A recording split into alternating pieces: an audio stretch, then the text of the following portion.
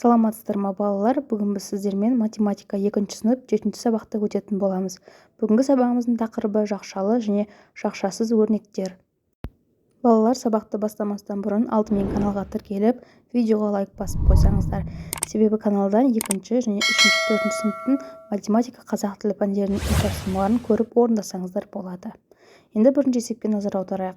Мысалдарды шығарып, адамгершілік құндылықтарының бірін біліп жүрді. Бізге есеп берілген, сол есептердің әрқайсының мәнін тауып, әріптерді орналастырып, астынан кестеден сөз шығаруымыз керек. Енді бірінші бізде 10 қосылған 6 деп тұр. Бұл т әрпіне сәйкес келеді. Енді 10-ды 6-ға қосайық, бізде 16 болады. Сонда т-ны біз ең соңғы 16-ға қоямыз.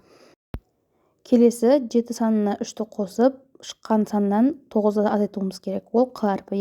7-ге 3-ті қоссақ 10 болады, 10-нан 9 алсақ 1 болады. 1 бұл жерде кестенің ең бірінші әрпінде тұр. Ең бірінші санын болып тұр.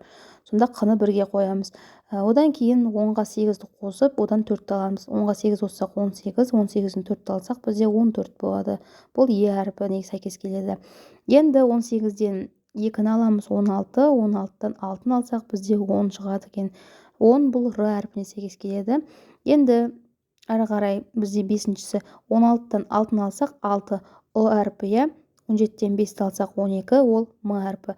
Сонда бізде құрмет деген сөз шығады екен. Келесі бізде екінші есеп. Өрнектерді қалай оқиды, мәндерін қалай салыстырады дейді. Біріншісі жақша ішіндегі 16 азайтылған 2 жақша жабылады, плюс 3 болады. Екіншісі 16-дан азайтамыз, жақша ішіндегі 2 қосылған 3-ті. Оқылуы 16 мен 2 сандарының айырмасына 3-ті қосу. Екіншісінің оқылуы 16-дан 2 мен 3 сандарының қосындысын азайту. 16 азайтылған 2 жақша сыртында қосылған 3 жазуында алдымен 16-дан 2-ні азайтып, одан соң шыққан санға 3-ті қосу керек. 16-дан 2-ні алсақ 14, енді 14-ке 3-ті қоссақ 17. Сонда өрнектің мәні 17-ге тең. Енді нәтижені оқу үшін 16 мен 2 сандарының айырмасына 3-ті қосқанда 17 шығады екен. Мұндағы жақша белгісі жақшалар. Енді әсін өзіміз орындауымыз керек. 16-дан 2 мен 3 сандарының қосындысын азайтуымыз керек. Алдымен жақшаның іші бірінші орындалады. 2-ге 3-ті қосамыз 5, ал 16-дан 5-ті алып тастайтын болсақ, бізде 11 болады. Сонда бұның оқылуы 16-дан 2 мен 3 сандарының қосындысын азайтқанда 11-ге тең болады екен.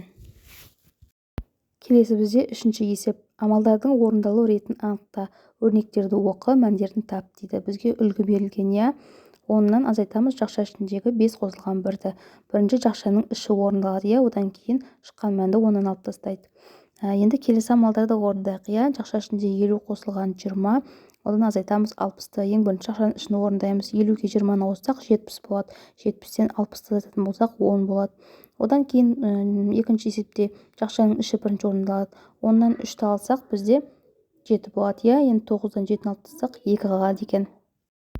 Келесі 10 азайтылған 8 қосылған 1. 8-де 1-ді қосатын болсақ 9, 10-нан 9 алсақ 1-ге тең болады екен. Келесі 17 азайтылған 4 қосылған 3, 4-ке 3-ті қоссақ 7, 17-ден 7-ні алсақ өрнектің мәні 1-ге тең болады екен. Бізде келесі 4-ші есеп. Белгінің орнына тиісті амалдар таңбасын қойып, өрнектің мәнін теңдестіруіміз керек. Ең бірінші амал бізде 5-тен 3-ті азайтамыз 2. 2-ге қоссақ 2-ні 4 болады. Келесі 7-тен азайтамыз 2-ні 5, 5-тен 5-ті алсақ 0 болады.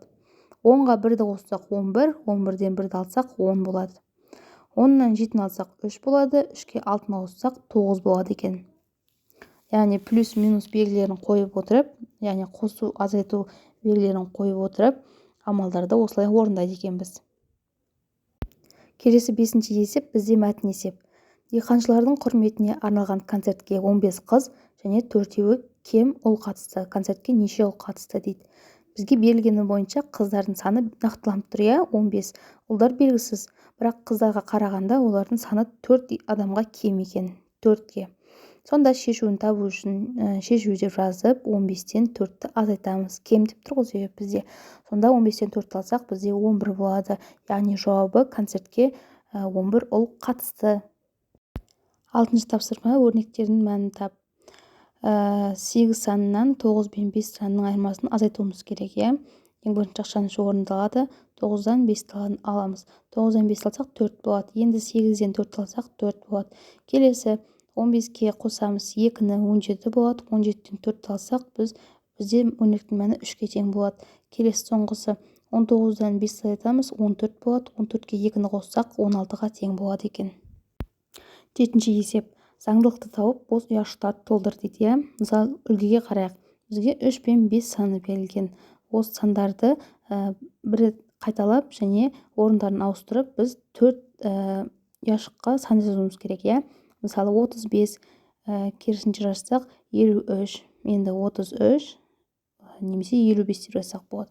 Енді бізге 4 пен 9 берілген. Оны біз 49, 94, 44, 99 деп жазыламыз, иә.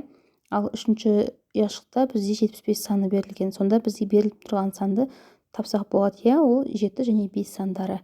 Енді ары қарай екінші ұяшыққа 57, 55, 77 деп жазсақ болады екен, иә.